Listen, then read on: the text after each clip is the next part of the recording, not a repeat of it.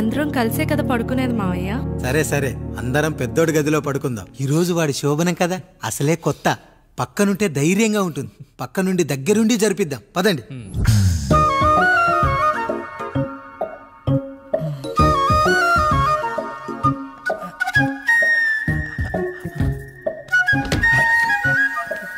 కానివ్వండి రా, కానివ్వండి కానివ్వండి. మీరేంటి మావయ్య ఇక్కడ పడుకుంటున్నారు? అదేంటమ్మా పెద్దోడా, చెప్పలేదా? మేమంతా కలిసే పడుకుంటామమ్మా. నువ్వు మాతో పాటే. అవును భార్గవి. మీరు ఊరుకోండి. మీరు ఇక్కడ పడుకోవడం నాకు ఇష్టం లేదు మావయ్య.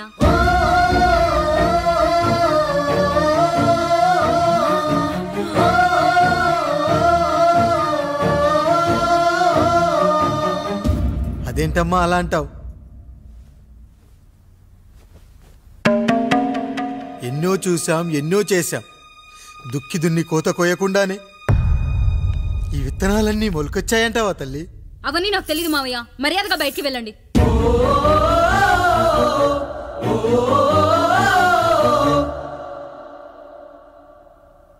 కనీసం ఆ మూలనైనా పడుకుంటామమ్మా. నువ్వైనా చెప్పరా పెద్దోడా? అంటే తను ఇబ్బంది పడుతుంది కదా నాన్న.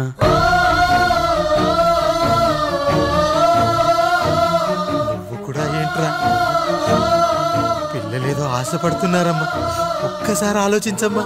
మావయ్య మీరు బయటికి వెళ్తే మేము తలుపులేస్తాం.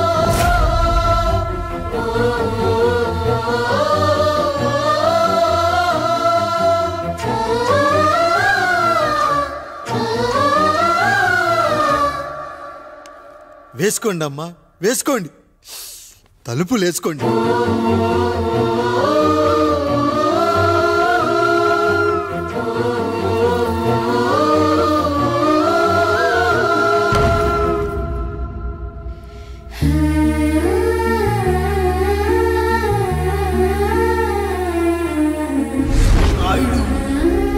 బిడ్డలు జాగ్రత్త. ఈ రోజు నుంచి వీళ్ళంతా నీ తమ్ముళ్ళు చెల్లెళ్ళు కాదు, నీ బిడ్డలు.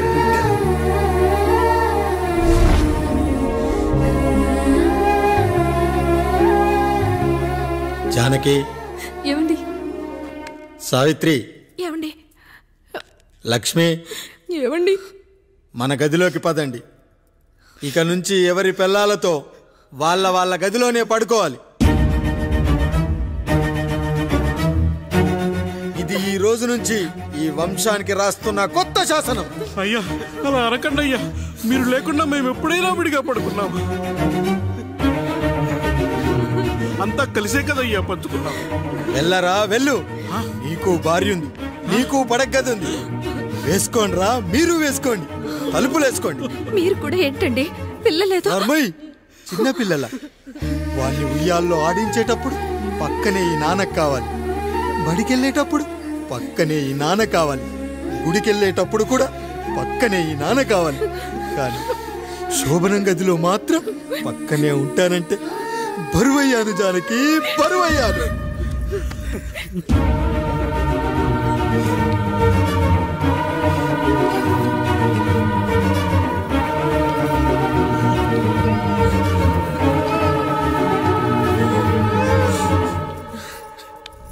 ఏంటండి ఇంకా అదే ఆలోచిస్తున్నారా?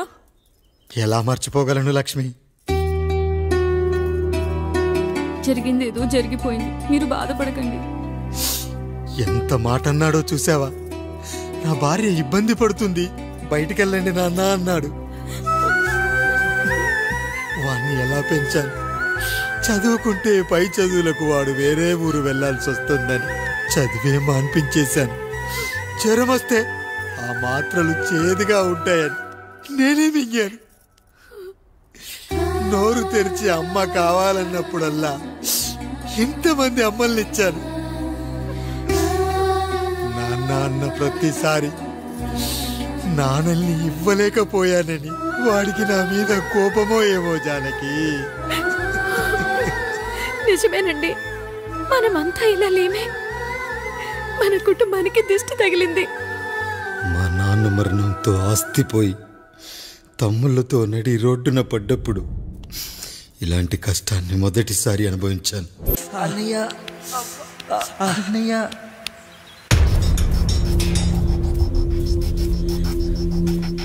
అయ్యా అయ్యా ఏంట్రా? రోడ్డు మీద కాలు కాలుతున్నా సరే తమ్ముళ్ళు చెప్పులు లేకుండా నడుస్తున్నారయ్యా, చెప్పులు లేకుండా నడుస్తున్నారయ్యా.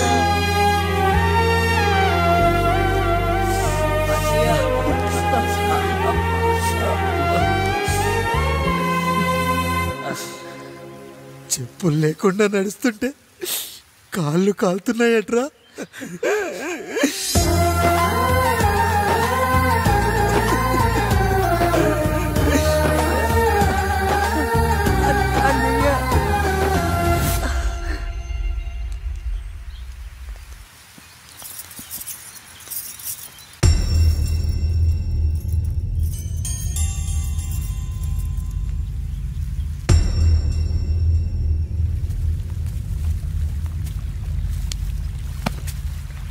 ఏరా కాముడు, అయ్యా బాధపడుతున్నావా?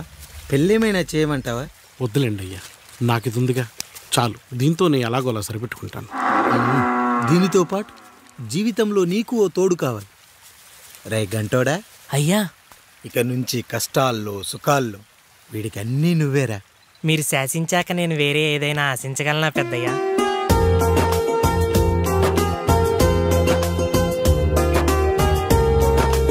నీ గురించి కాదురా, మీ అక్కది చాలా గొప్ప మంచి మనసుని విన్నాను. ఈ కాముడికి ఆ రాముడి గుళ్ళో పెళ్లి చెయ్యి. అయ్యా దాన్ని పెళ్లి చేసుకుంటే దాని భర్త చనిపోతాడని జాతకంలో ఉందయ్యా. మీరంతా కలకాలం ఉంటారంట్రా. వీడు పోతే నేను లేనా, చూసుకోలేనా? నువ్వు పెళ్లి చెయ్యి, పెళ్లి చేయరా.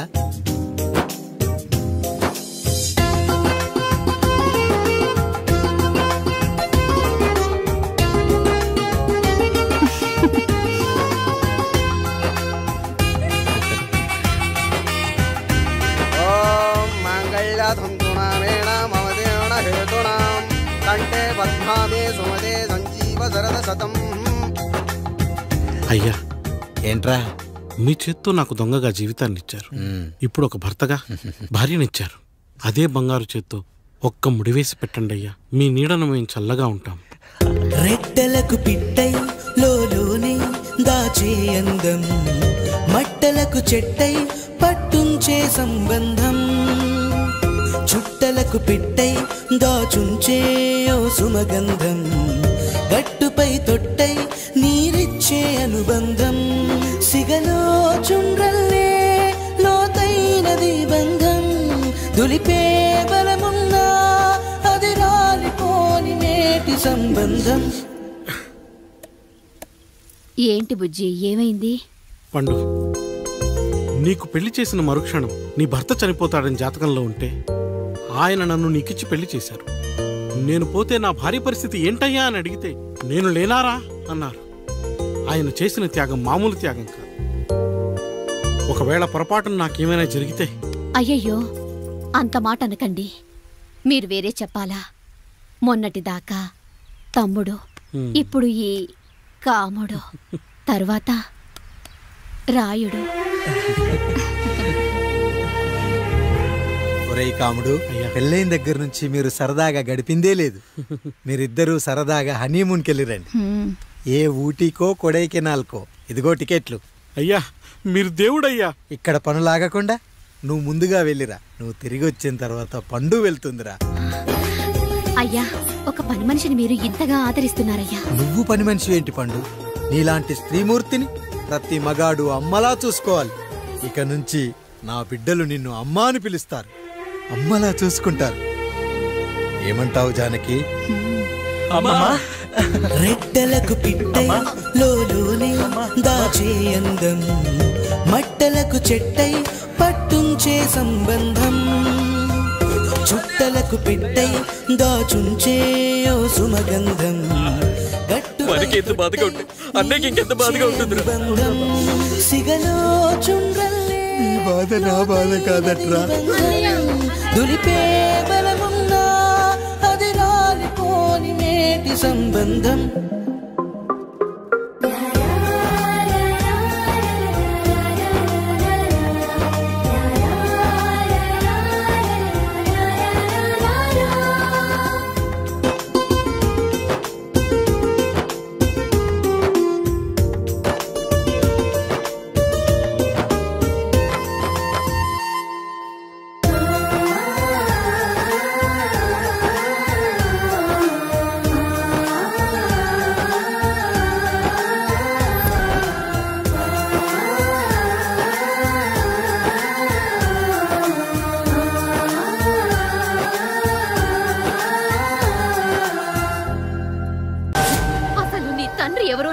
తెలుసా తెలుసా? ఇదిగో ఈ కాముడేరా నీ తండ్రి. గేదె నల్లగా ఉన్నంత మాత్రాన పాలు తెల్లగా ఎలా ఉన్నాయనే కదరా నీ ప్రశ్న. దానికి సమాధానం చెప్పాలంటే ఒక వర్షం కురిసిన రాత్రి నేను 9వ నెల బాలింతగా ఉన్నప్పుడు. పండు పండు ఇదిగో. ఏమిటండి ఇది? నిద్రలేస్తే నేను, బయటికెళ్తే కంటోడు, పక్కకెళ్తే పాలేరు, ఎప్పుడూ తిరిగే తాయారు.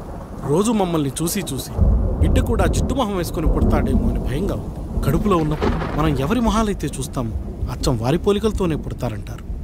పొరపాటున నా పోలికలతో పుడితే? అదేంటి కాముడు, నీకేం తక్కువ? జుట్టు ఉండాల్సిన చోట లేకుండా అవసరం లేని చోట విపరీతంగా పెరిగిపోతుంది. మనకు పుట్టబోయే బిడ్డ గొప్ప అందగాడై ఉండాలి. ఇదిగో రోజు ఈ దేవుడి ఫోటోలు చూడు, వాళ్ళలాగే అందంగా పుడతాడు. కడుపుతో ఉన్నప్పుడు ఎవరి ఫోటో చూస్తే ఆ పోలికలతో బిడ్డ పుడతాడా? కనిపించని దేవుడి పోలికలు నా బిడ్డకెందుకు? ఈ ఊరికి దేవుడు రాయుడు. నా బిడ్డ ఆయనలాగే పుట్టాలి, ఆయనలాగే పుట్టాలి.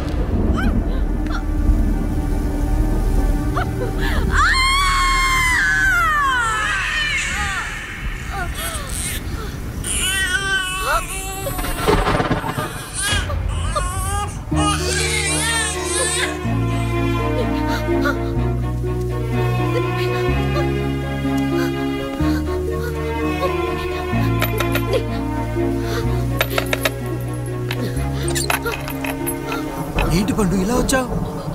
అయ్యా, తప్పు జరిగిపోయింది పెద్దయ్యా. ఏం జరిగింది? అసలే నువ్వు ఒట్టి మనిషి కూడా కాదు. ఒక్కసారి ఇటు చూడండి అయ్యా.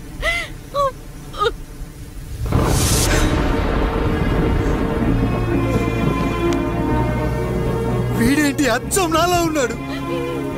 అసలేంటి, ఎందుకు ఇలా జరిగింది? నువ్వు ఎప్పుడైనా చీకట్లో పంపు సైడ్ దగ్గరికి వచ్చావా? మరి అమలాపురంలో శివాలయం దగ్గర రత్నాలు నీకేమైనా అమ్మవుతుందా? పిఠాపురంలో పద్మ, రామాపురంలో లక్ష్మి, కాకినాడలో సుజాత. అయ్యో దేవుడా, అసలు ఇదంతా ఎలా జరిగింది పండు? అయ్యా, ఇదంతా కాముడి వల్లే అయ్యా, కాముడి వల్లే. కాముడా? కాముడి కుటుంబానికి నాకు ఏం గుర్తు రావట్లేదే. ఎన్నని గుర్తు పెట్టుకోగలను నేను మాత్రం? అయ్యా, అది కాదయ్యా.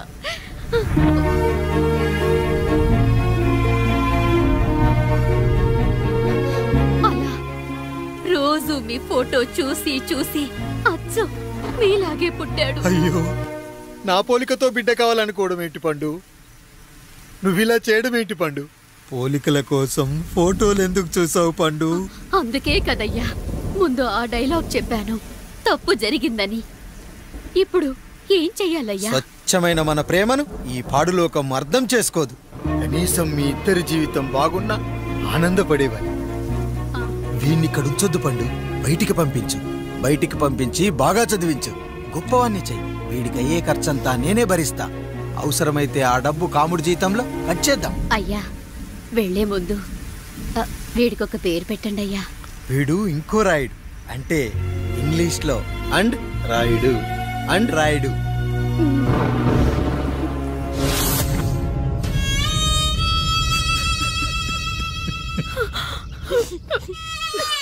ఇది రా నీ కథ, నా గతం. నిన్ను చదివించడం కోసం ఆయన మీ నాన్న జీతంలోంచి నెలకి 3,000, 4,000 కోసేసిచ్చేవారు. అప్పుడు ఆయన పడిన బాధ పగవాడు కూడా పడకూడదు. చూసావారా, దేవుడు లాంటి పెద్దయ్యని అనవసరంగా అనుమానించడం ఎంత పెద్ద తప్పు చేసావో అర్థమైందా? ఒకడు నిమ్మకాయ పెట్టి పసుపు వేసి ఉప్పు కలిపి పులిహోర చేయొచ్చు, కానీ ఆ పులిహోర ఎప్పటికీ దేవుడి ప్రసాదం. నువ్వు ఆ దేవుడి ప్రసాదం. ఇక ఆయనే మీ నాన్న.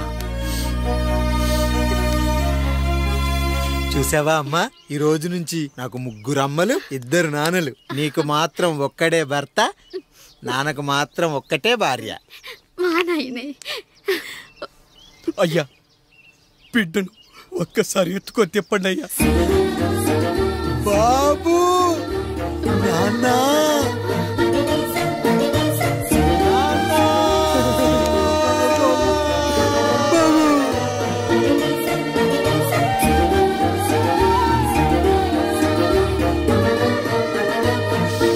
నన్ను క్షమించు నాన్న. ఇప్పటికైనా నిజం అర్థం చేసుకున్నావు. అది నాకు చాలురా, చాలు. చాలదు నాన్న, నిన్ను ఏలెత్తి చూపిన జనంతో చెయ్యెత్తి దండం పెట్టించాలి. అన్నయ్య కంటే ఆస్తి ముఖ్యమనుకున్న మన కుటుంబానికి గుణపాఠం నేర్పించాలి. ఇక నాకు వదిలేయ్ నాన్న, నేను చూసుకుంటా.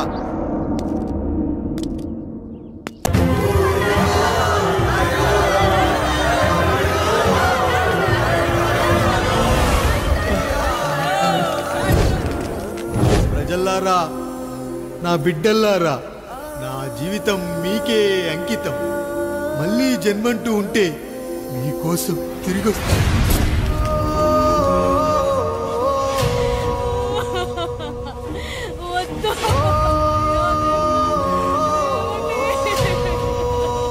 వద్దయ్యా, వద్దు, వద్దయ్యా, వద్దయ్యా.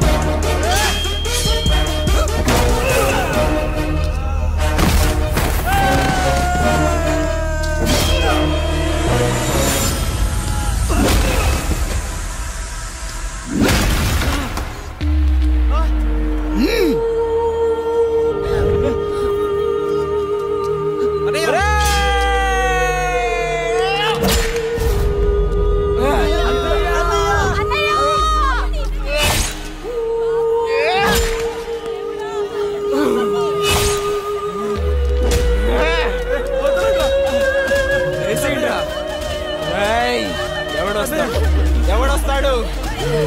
నిన్ను కాపాడడానికి ఎవడొస్తాడు? ఏసేట్రా?